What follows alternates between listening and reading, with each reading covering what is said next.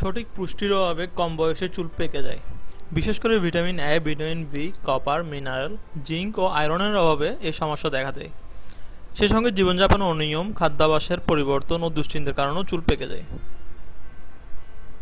এই সমস্যার সমাধান করতে পারে খুবই সাধারণ একটি প্রাকৃতিক উপাদান, আর তা হলো আলু। কিভাবে আলুর সাহায্যে সাদা চুল কালো করে ফেলবেন তার বিস্তারিত ম্যাটাগার্লি ওয়েবসাইটের এই পরামর্শ একবার দেখে নিতে পারেন।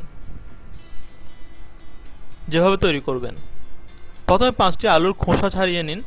এবার একটি প্যানে 2 গ্লাস পানি নিন। এখন এতে আলুর খোসা দিয়ে গরম করুন। পানি ফুটতে শুরু করলে 5 মিনিট রান্না করুন। এবার চুলা থেকে নামিয়ে ঠান্ডা করুন।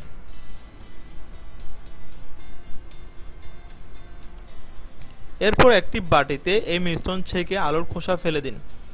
আপনি চাইলে এর মধ্যে 2-1 ফোঁটা রোজমেরি অথবা ল্যাভেন্ডার অয়েলও দিতে পারেন। যেভাবে ব্যবহার করবেন: প্রথমে চুল ভালো করে ধুয়ে নিন। এবার এই মিশ্রণ দিয়ে মাথায় হালকাভাবে ম্যাসাজ করুন। আধা ঘন্টা রেখে দিন।